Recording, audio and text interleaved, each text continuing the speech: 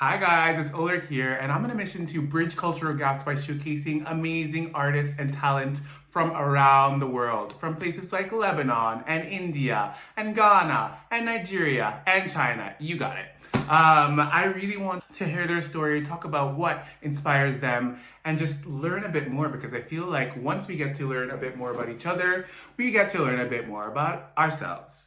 So in that vein, I will be talking today to Hormazd Narielwalla. Hormazd is a really cool artist, originally from India, but now he lives in London, and he specializes in collage art, and he actually makes art out of, get this, dead man's patterns. Yes, dead man's patterns. And what I mean by that is he actually takes the patterns from Savile Row clients that have died and uses that as pieces in his collage art. And he makes amazing art, from sculptures to books to really great works of art on canvas. So I'm really excited to talk to him about his journey in art. He actually started in fashion and went from fashion to art. So I think that's a really cool thing to start with as well.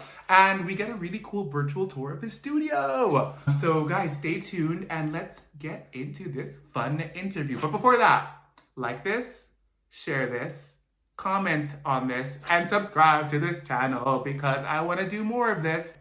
So, like it, share it, comment, subscribe. Okay, let's get into it. So yeah, tell us a bit about yourself. I know that you are based in London, which is awesome, coming from India, and your art is really cool. So I wanted people to know about it a bit more. So can you just give us a bit more about yourself and your background? So I used to work as a stylist and a fashion journalist in India before I came to the UK to study menswear. And I then got approached by the University of Westminster to do a master's in fashion communication. Yeah. But the course was really for people who were interested in fashion, but they didn't know where they fit in. And I remember on like day 5 of the course, my lecturers at the time, Shelley Fox and Zoe Broach of Boudica, just said, "You're not a fashion designer. It's not going to happen. No way. You hate stitching. You just don't understand the body in terms of functionality. It's just never going to happen." And that Were you kind of heartbroken like, when they said that? sorry? Were you heartbroken when they said that? Yeah, totally. I just didn't know where to go from there because, you know, you've kind of like you're trying to pursue a dream and you think that you're on the right track, and then Totally. someone comes to you and says, You're that's not good not enough. going to happen. Yeah. But the reality was what they were trying to say was that, you know, this is not working out, but you need to channel your ideas through there. Yeah. And I was always very good at the communication side of things, making pictures, illustrations, drawing, composing. My portfolios were always better than the actual content, if No that way. makes sense. Yeah, because I could put things together Yeah. quite comfortably, understanding how they would be seen and viewed. Yeah. You had the eye And for the creative part of it as exactly. well. Yeah. And I think I remember doing this project where they said 100 things that you love, and I talked about bullfighting, but because of the costumes, military clothing because of the uniforms, Yes. the plumpness of clothing, and the exterior of how people use clothing to sort of put a message. And it always came back to menswear. And they said, you have to go to Savile Row Yeah. and check it out. At that time, I kind of knew what Savile Row was, but I didn't really know what Savile Row was. Right. And I went down and I found various tailors, and I did a bit of research, and then I finally had the courage of contacting one of them, which was Dijon Skinner, one of the oldest still family-run businesses on the row. And I finally got an interview with the managing director, and he gave me an hour of his time.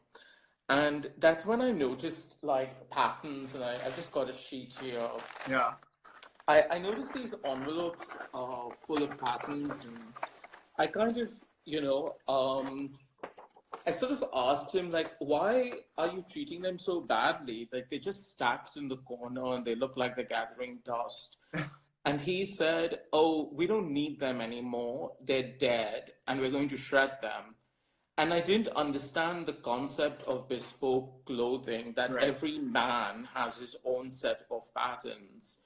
And then I understood what he meant, that the customer had died. And so they removed the patterns out of the archive and they would shred them. And that left a really profound effect on me. And Totally. it just triggered ideas. And asked him, could I have them? And he said, oh, no, because you're just off the street and I could be, from another fashion house spying, or, it's like the pattern is what makes the suit. So they're not going to give it up very easily. Yeah. And after several sort of meetings and going to him, and, finally he was like, all right, you can have them. And I suppose What do you think you're going to do with them? I mean, I feel like... Well, I said a white Sell them on eBay? I'm actually going to make a suit. And he knew I was lying, and I knew I was lying, because there's no way I could make a suit. And he knew that that's not going to happen. Yeah. But there was, I was really interested in the materiality of them and what they also represent. I've seen patterns hanging in workrooms pretty much, all of my 26 years. But I never really went to think that, oh, I could do something else with them. But the mere fact that the patterns belonged to a customer that no longer exists in physical form, it almost felt that those patterns were released from their sort of purpose, and a new life had to be sort of resurrected Totally, yeah. to them. There was a new purpose for them. Yeah. And Zoe was like, why don't you make a book? Why don't you make a book about these patterns? Do whatever you want. It's an open brief. And so I think this still is... doing your fashion communication studies. Yeah, and that's you right. found this out, and then this whole new world opened for you while you were on Savile Row talking to... Absolutely, That's incredible. I feel like that's such a cool journey, just because obviously you went in for one thing and then you realized quickly that it wasn't working, and then you pivoted to something totally different. Yeah, but even then I didn't realize that I'm an artist. Yeah. It took sort of several, I did then do a book, and we called it Dead Man's Patterns. And I was so broke after my master's that I had to do something quickly, and I did waitering for agency, and Here in London, yeah? In London, okay. I desperately wanted to present the book to a wider audience. So I decided to edit it. It was that thick to start with. Oh my God. And I then basically came out with, a limited edition of 100, and just put it out there to see what the response was. And the National Art Library bought a copy, and the British Library got one, and Courtauld Institute of Fine Art got one, and 25 other institutions got it. And then Paul Smith saw it and said, oh, well, you must be, and you're an artist, you're not a designer. And so I think that, sometimes you need to be told that, you are this thing. Your music is your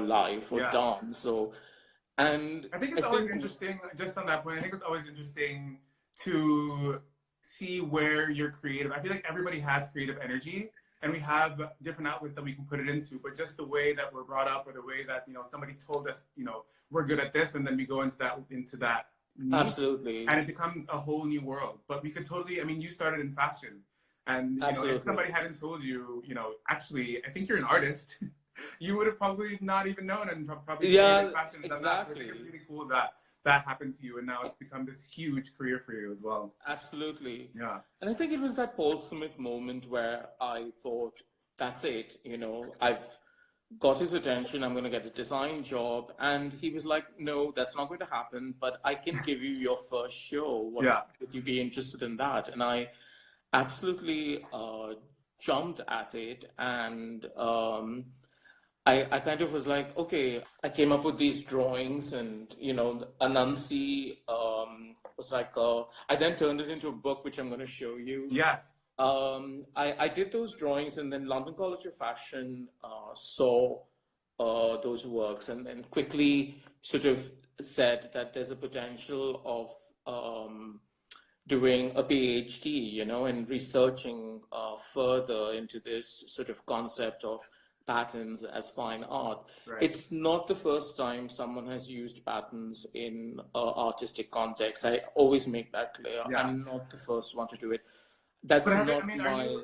I know you're not the first one to do it, but are you the first one to use dead man's patterns, or is that has that Yeah, done as okay. well? If you want to go into semiotics and Yeah.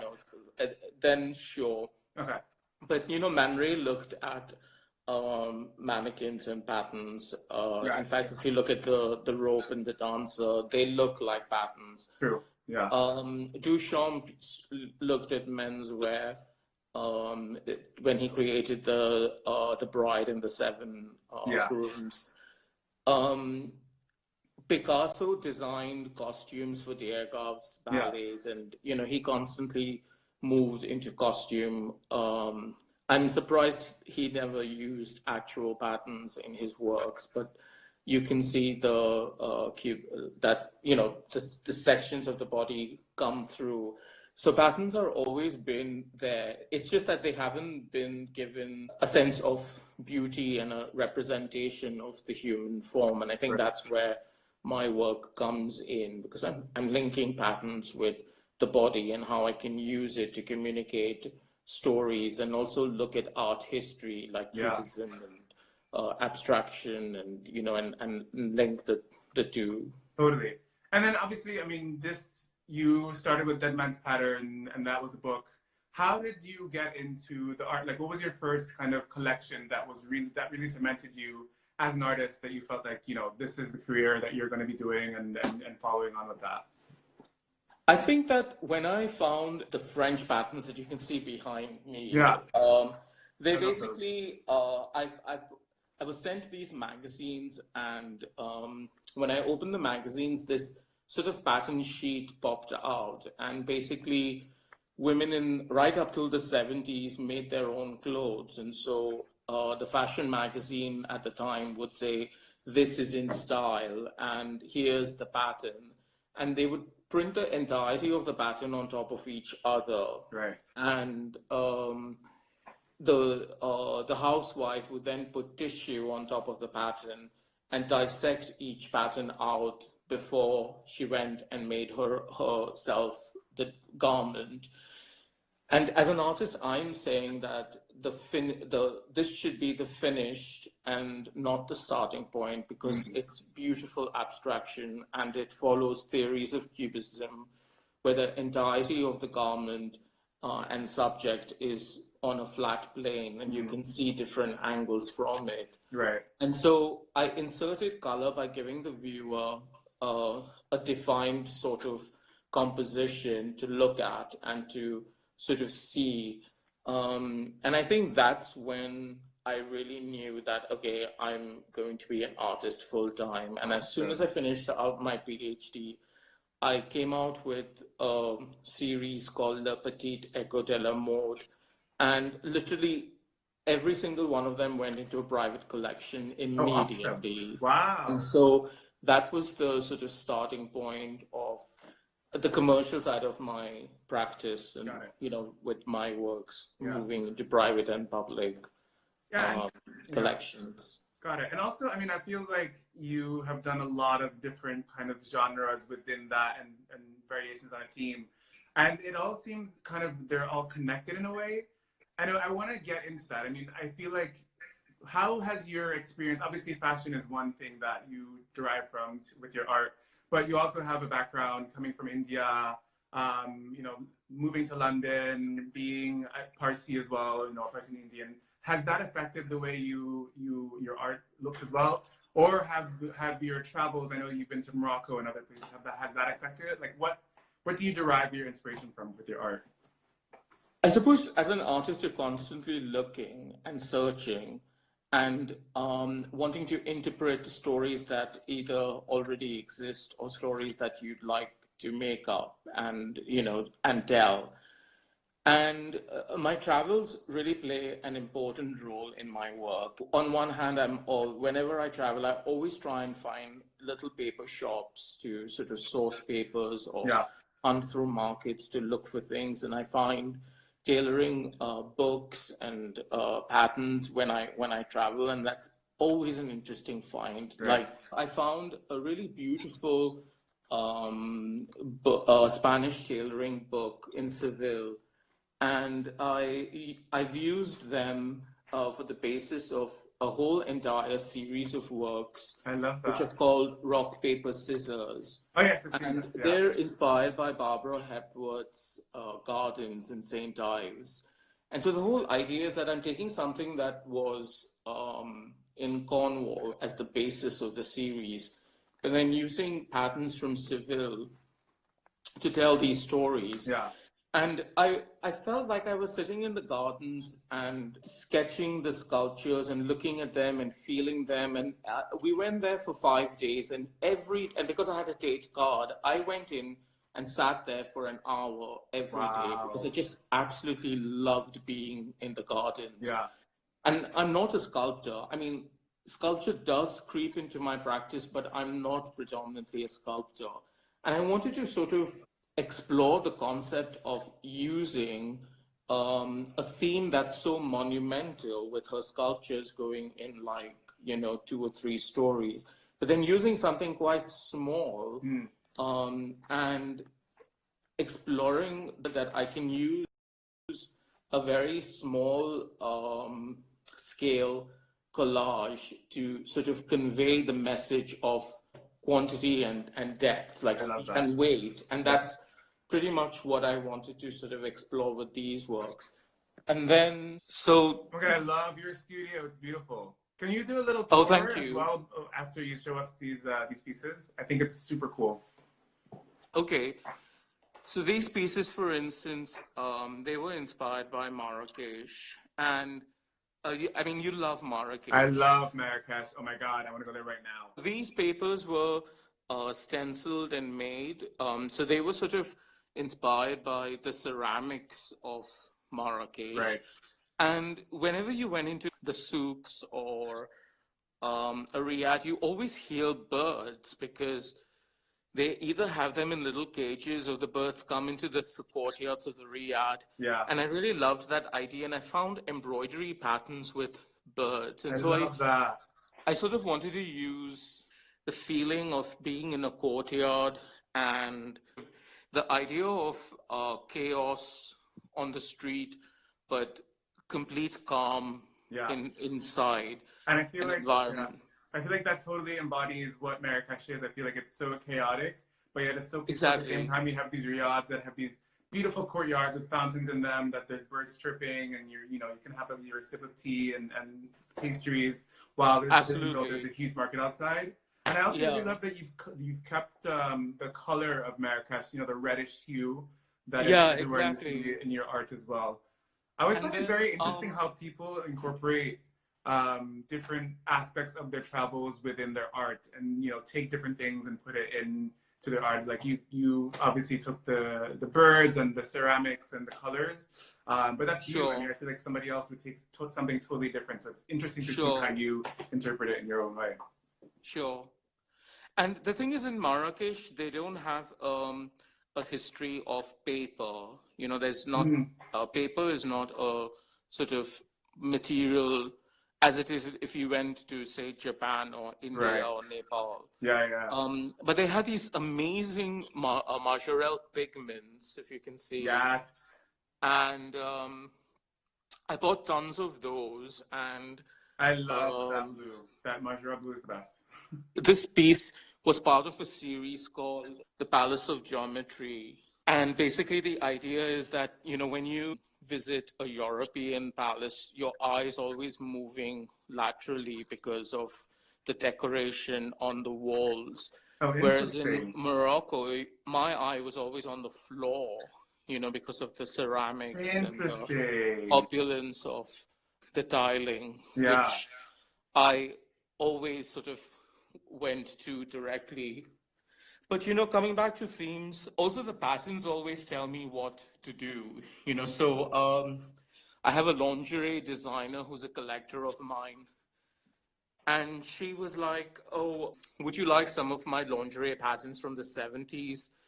The No body and way. style has changed so much, even 60 years or 50 years ago. You can have them if you like." And so they had these really stunning sort of green and yellow I patterns, if love you can that. look And this at. is 3D. Yeah, it's a That's really three-dimensional cool. piece. I love that. I don't know if you can see that there are actually birds coming out. Yes. I can see And so like the the whole wings coming out. Yeah. idea is that it's a feminist piece. So women are throwing their bras into the sky. Right. They're throwing their bras off. And so the idea is that the bras turn into birds. I love that. And That looks so, amazing. and the fact that I didn't have a covering because I didn't want to have the piece restricted. Yeah. And then these pieces, for instance, are also quite exciting because when I usually make work, like the one on the left, it's incredibly abstract, and I let the viewer decide what it is. Like I see a dancer, and it's called a dancer, but the viewer decides what the piece is and what I'm trying to say. But sometimes I instantly see a human body. And Yeah. so this one's called Relaxing Before the Calm. And I actually made it before the pandemic, and I'm not No sure if way. I sort of had a feeling that something's coming, because I just thought that whole piece was about stillness and the feeling of complete relaxation. And so it's a woman sitting with her leg against her torso. So the idea that she's quite close to her comfort zone, and Right. she's then Huddled up and in her own space, basically. It's interesting that you talk about, your art as being kind of open to interpretation, because I think that's super important. I feel like art is so personal. And you may have an idea of something when you come out with it, but when somebody sure, sees it, they might have a total different idea of what it is. So I think I'm absolutely, glad that you're open to having people interpret it as they wish, because I think that's absolutely, important. and I think that's what art should be. Yeah. It's so that you make your own story, and you Yeah. take it away and interpret it, and Where do you think we're going to be when this is all done, as far as, the creative field?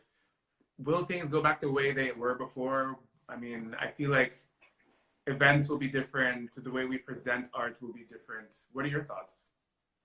Uh, absolutely, and we kind of stop to forget that the modernist period happened through the war, Mm, and foul play, escaped persecution. A lot of artists had to fight. yeah. A lot of Jewish immigrant artists were in internment, Yeah. and they still went ahead and made art, and the cultural dialogue continued. So the pandemic is no different. True. Yeah. It's just it's I wouldn't even say it's an obstacle in the way of the manufacturing of culture. It's just going to be a very different way of presenting and Yeah. different way of talking to your audiences. Like, can you imagine right now we're still connected by a phone and internet, Yeah. and when you're in my studio, that would not have happened 20 years ago or Totally. 30 Yeah. years ago. And so I think that there's obviously a different way, and I think there's an appetite for art. I mean, look at the artist support pledge hashtag that Mm, has gone viral. I mean, yeah. it's only gone viral because people bought into the concept, and and people were buying art and supporting artists, Yes. and and artists supporting other artists. And so the pandemic would probably just bring the best out of humanity. Totally. And to that point, I think I feel like, yeah, it'll bring the best out of humanity, but I also feel like there has been so much innovation in such a short amount of time that it's incredible. I mean, the way that artists and designers and all different kind of creatives were able to pivot and totally do things that they hadn't done before, and reach new markets. I mean, the fact that we're doing this Insta Live where we can talk about art and talk about your work and talk about, our relationship to art, in a forum where we would probably never have these people watching us talking about this. But now we have Sure. this audience that we didn't have before that we can tap into that might be interested in something that, they didn't know they might have been interested because they didn't know who we were and who you are and, the work that's out there. So I think that's Absolutely. the part's been interested, and also like the way that art has become a bit more digital as well. I think people are working more in digital forums or different kind of mediums that they weren't working in before. So I think it's going to be, I think out of all kind of crises, there are these moments of realization that this crisis is really making a totally different, world of art and creativity. So I'm excited for what it's gonna. I mean, obviously, Yeah. I'm saddened by the deaths and the toll it's taking on the economy, but I think it's more than a detriment to the artistic community. I think it's going to be a very great push forward for the art community. Sure. And I also think that the concept of living with art is something that will become more common. I think that Yeah, people go to museums, visit galleries, but don't directly consume art. right. There's a lot of people out there who would fall in that category. Totally. But I think now that you're spending more time in your home, the idea of living with art and having art around you, and not just pictures that make you happy, but pictures that have deep meanings and Yeah, things that you wake up and you think about it and you see different things. And totally. when the light changes from dusk to dawn, it's it the piece changes. I've have a Fiona Banner tabletop piece and a Bridget Riley, and I just absolutely love looking at them every single day. Uh, It just makes me feel so good about myself just to see them and to be inspired by them. And yeah, I feel like, I um, mean, like to that point, I feel like art can change the energy of a room. I feel like, if absolutely, you can, like, just like you said, you have a piece of art that really, whenever you see it, it changes your mood. And you think absolutely, of either memories, or you think of happy thoughts, or you think of something sad. I mean, it could be totally an emotional purchase that you bought, something absolutely, and else. it's So I all think, going to be about memory yeah, and things that mean a lot to us. And I think that that's going to change. And I think also the way we consume fashion will oh change, yeah, and I think that the idea of mass sort of corporate brands starts slowly disappearing into more independent and, going back to the making and the yeah, creating. And I think that would be something quite nice. And yeah. talking Actually, of big brands, I did a uh, series on Coco Chanel. I love this. I think this is one of my favorite series by you, by the way. I love Coco Chanel, and I love the way that you've interpreted it. Oh, thank Um, you. And so basically, I started this year thinking that I really wanted to sort of serenade the 1920s. I love. And it was a huge sort of decade for art design and fashion, with the Art Deco and then the Yeah, Bauhaus movement coming through. So I wanted to create a series inspired by the 20s, and I thought that Coco Chanel was a really good choice. totally. And she had a really passionate love affair with the Duke of Westminster, Right. and these works are made on Savile Row patterns. And so the idea that, the Coco drawings are made from um, something that the Duke of Westminster would have worn. They're not actually his patterns for Yeah. sure, but it's a representation. But also, I think, like, to your point with the And Savile Row patterns, I think Coco Chanel is also known for being a bit more bold than other women of her time, and even her designs are more. They incorporate more men's fashion with the way she put her sleeves and her suit jackets that were made for women that absolutely. fit men, or that had the fit for men. So I think the way that you incorporated these patterns that are from suits or from bespoke suits into an artwork for Coco Chanel is really great because it embodies who she is Absolutely. as a designer. Yeah. And also, I wanted to capture the feeling of creating textile with layers and layers of paper. So there are I don't know if this comes through in the camera, but there's something like 7 layers, you I'm know. not sure if you mean like, maybe So like maybe it's not coming through as much. that is a layer, and then the blue is a layer, then the orange is a layer. Oh, so they're on. Oh, So that's so it's cool. exactly. So I've sort of was trying to take a cue from surface design and how I can create a textile through layering different papers in creating the collage. Right. I love And that. so I guess that was the feeling when I made these works. I want to take a picture of that wall and put it on my wall. It looks amazing. Thanks. I really wanted to show you this book, which it's called Anansi Tales, and By the way, I love that name. oh, so it's basically inspired by a West African folklore where Yeah, Anansi is like a half spider, half exactly. man. Yeah. Um, So I don't know if sort I of. told you, but I'm half Ghanaian, half Jamaican. Oh, So my really? dad's Okay, family's that's from so Ghana, interesting. and I used to go there as a kid and live there a bit.